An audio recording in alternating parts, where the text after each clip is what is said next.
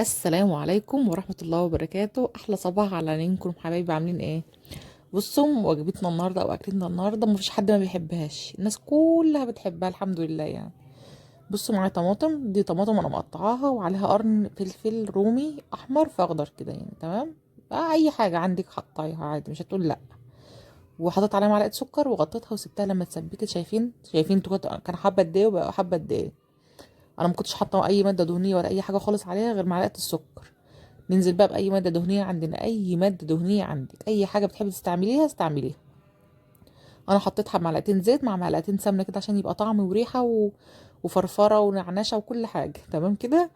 ودول معلقتين صلصة، معجون طماطم جاهزة، ومعلقة هريسة.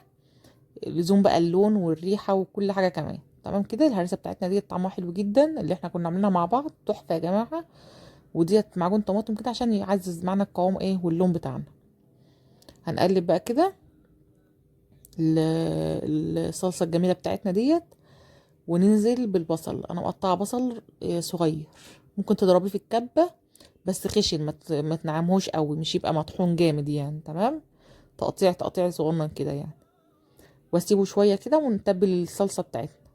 ومش عايزة افكركم أو مش عايزاكم تنسوا اللايك بقى والشير والسبسكرايب، ما تنسوش.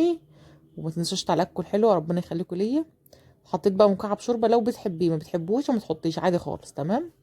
والملح بتاعنا. وننزل بقى باي بهارات انت بتحبه. انا حطيت قرفه، وحطيت فلفل اسمر، وحطيت 7 بهارات وكزبره. تمام كده. اي حاجه بقى انت بتحبي تزوديها او بتحبي تحطيها حطيها.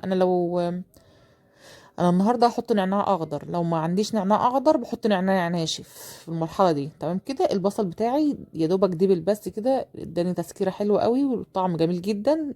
يعني ايه، مبقاش طعمه حراق قوي زي البصل الني. تمام كده. مع الصلصه خد يا دوبك غلوه بس كده، وخد من طعم البهارات والصلصه بتاعتنا.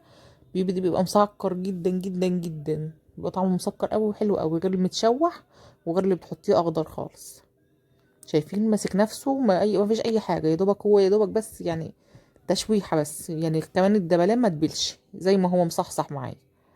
غسلت الرز بتاعي كويس وصفيته كويس قوي ونزلت بيه على الخلطه بتاعتي. وشوحي بقى كويس جدا جدا جدا، شربي بقى الرز بتاعك الخلطه بقى بالبهارات بالبصل، بص بكل حاجه. شوحي كويس قوي وطيري الميه اللي في قلب الرز بتاعتك عشان الخلطه بتاعتك ما يعني انا بحب ليه بقى، لان انا بكتر بصراحه في الخلطه، بحبها تبقى جاهزه عندي في اي وقت مثلا كده. اروح جايه عامله ايه اي حاجه يعني، اور بدنجان، اعمل اي حاجه كمان محشي تاني، تمام كده، في اي يوم في نص الاسبوع. إيه الخضره بتاعتي، خضره ونعناع وشطه خضره. شطه خضره وخضره ونعناع. الخضره بتاعتي انا بحب الكزبره والشبت، انا قلت لكم قبل كده.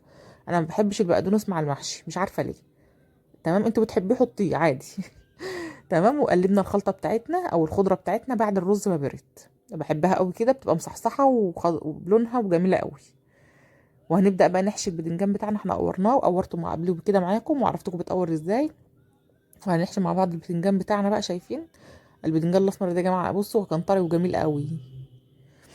الممبار بتاعنا غاسلينه ونقعينه بليمون وملح، وبصوا يعني شايفين فله فله.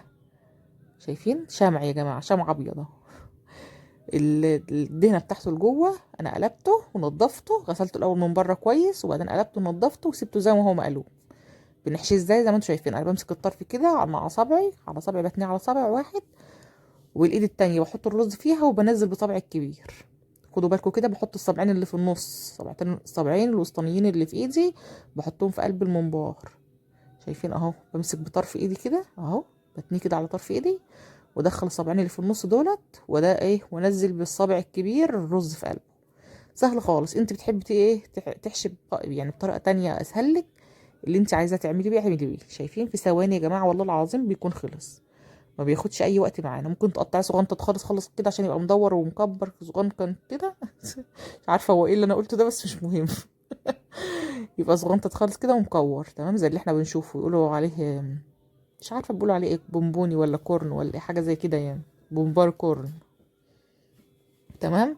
عايزه تعمليه كبير يبقى طويل، الحبل بحبل وتحمريه وبعد ما يخلص معاكي تقطعيه عادي برضه.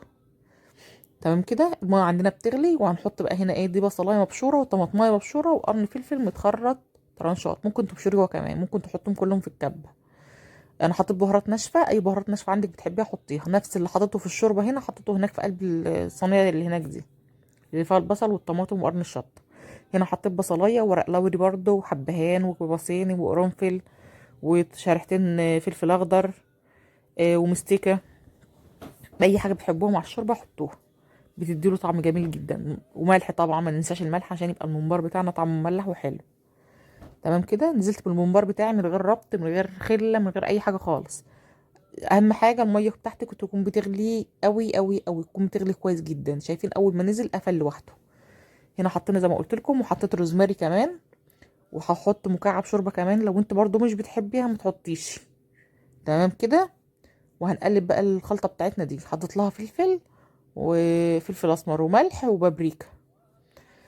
انت بتحب اي بهارات تانية مع الفراخ حطي، يعني ممكن تحطي بهارات فراخ، ممكن تحطي قرفة، ممكن تحطي جوز الطيب، ممكن تحطي كباب صيني مطحونة، حبهان مطحون، تحطي مستكة. اي حاجة بتحبي تحطيها مع الفراخ حطيها. انا استكفيت زي ما قلت لكم فلفل اسمر وبابريكا مدخنة وملح.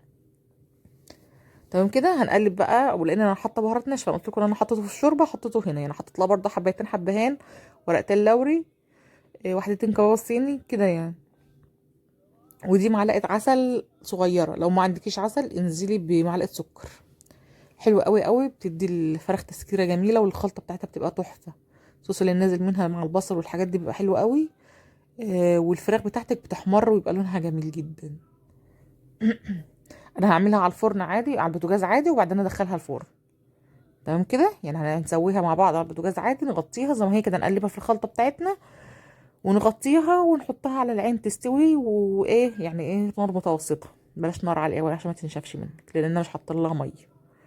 تمام كده. هغطيها زي ما هي كده، وهولع عليها النار تستوي، وبعدين احطها في الفرن تتحمر بقى تحت الشوايه بس. الممبار بتاعنا ما خدش اي سوا يا جماعه. بصوا الممبار عدوله من اول ما يعني يغلي، الميه بتاعتك تغلي، انت سقطتيه خلاص، اول الميه غليت تلت النص ساعه بالظبط، على نار هاديه، والغطا بتاعك متوارب، مش متغطي جامد، مش كابس قوي. تلت ساعه، من تلت ساعه لنص ساعه بالظبط، وشيل الممبار بتاعك. ما تسيبوش في قلب الميه، ما تيجي مثلا ده استوى وهسيبه لحد ما اعمل اي حاجه تانية، لا شيليه على طول. خلصتي شيليه. جميل جدا، لا فرقع ولا اي حاجه خالص، عشان الرز بتاعه مش كابسينه، وعشان الميه بتاعتنا كانت بتغلي الحمد لله، يعني مفيش حاجه رز طلع منها ولا اي حاجه خالص. زي ما انتم شايفين الممبار بتاعنا جميل.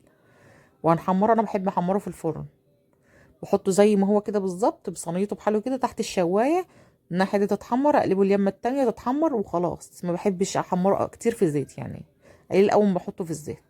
شايفين الفراخ بتاعتي استوت بشكلها جميل ازاي، تحفه يا جماعه بقى. الصوص اللي نازل منها دوت يعني طعمه جميل جدا. تغمسيه بقى تحطيه مع اي حاجه، لو عامله مكرونه رز اي حاجه، طعمه حلو قوي. حمرناها هي كمان تحت الشوايه مع الممبار، والمحشي بتاعنا استوى بقى، شايفين حلاوته بقى، وشموا الريحه يا جماعه بقى، شموا شموا شموا شموا. الممبار بتاعنا جميل قوي، الرز مفرفر اتحمر، شايفين تحت الشوايه بس، والله العظيم من غير زيت من غير اي حاجه خالص، زي ما وريتهولكوا وقلت لكم حاطينه تحت الشوايه بس. شايفين الخلطه بتزغرط، الخلطه بتغني وبتزغرط جوه الممبار يا جماعه، شايفين تحفه، مفلفله ومستويه وشكلها ولونها تحفه، اتنين مش تحفه واحده. اتمنى الفيديو يكون عجبكم، واشوفكم في فيديو جديد. باي باي.